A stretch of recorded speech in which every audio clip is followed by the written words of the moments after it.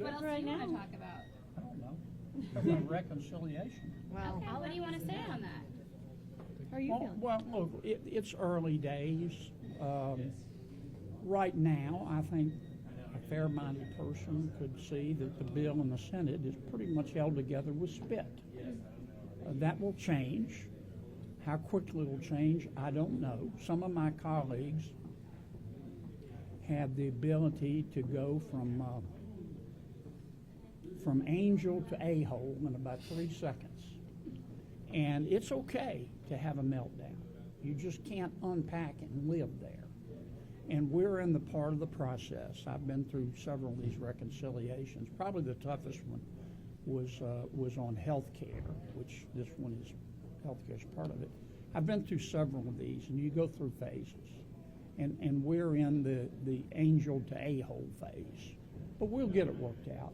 I still think, obviously I could be wrong, I can't predict the future.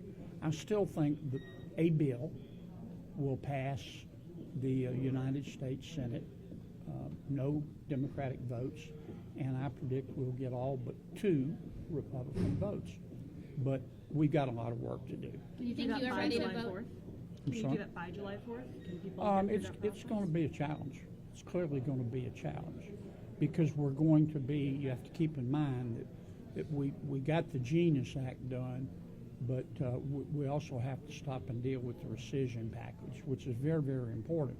And there's a time limit on the Recision Package. Do you think you're going to take up the rescissions Well, package? I'll get you Do you think both. you're going to take up the rescissions package before reconciliation? And what are your prediction chances of whether you'll Well, vote next week? we're going to have a hearing in appropriations. Thune has sent the bill to Collins, and we're going to have a hearing in appropriations, which I hope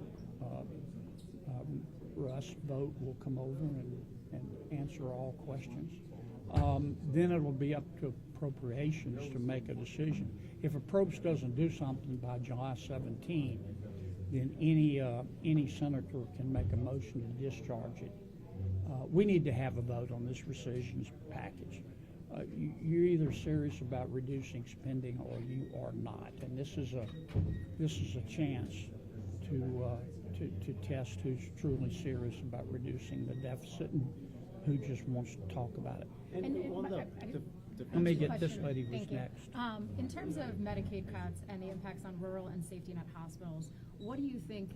Do you agree with the current version of the bill and what it does, or what would you like to see?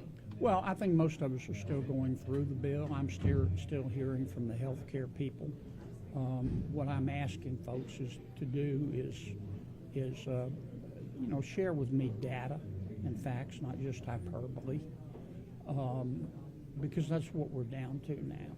I mean, nobody is for. I'm very proud of the fact that in America, if you're too poor to be sick, we'll pay for your doctor. We won't let you die.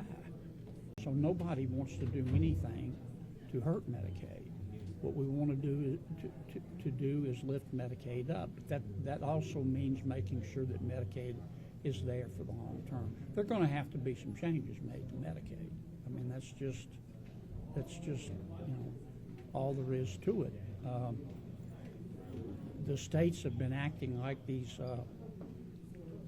carnival barkers that are trying to entice you to go play their ring tosses at the fair that are always rigged. I mean, they're pretty smart, and they've used the provider taxes and other mechanisms to basically circumvent the rules. I don't want to say cheat, because what they're doing is illegal, but it's also unaffordable, and that's what we're trying to address. Last one. Are you on board with the Department of Defense proposed defense budget, or is that too small? I think we've got it's too small. We've got a lot of work to do. I think the way that the president is looking at this, or at least his budget folks, they're looking to top up defense through reconciliation, and we're going to top up defense through reconciliation. But we're also going to need to put together some kind of defense bill, which helps the department permanently. That's going to be a challenge.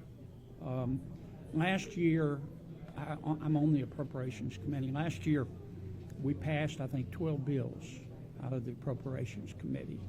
And a lot of them I didn't want to vote for. I had to swallow. Really had to swallow. We'd been assured that Senator Schumer would bring them to the floor and we'd have a chance to amend them. And of course, Chuck didn't do that. And that left a very, very sour taste in people's mouths. So there's a lot of skepticism now when our leadership tells us, well, we're going back to regular order in appropriations. I hope so, but you know, pigs may fly someday too, but I doubt it. So we'll have to see. We're dealing with political reality here. Okay. Thank you, Senator. I gotta go. so much, Senator.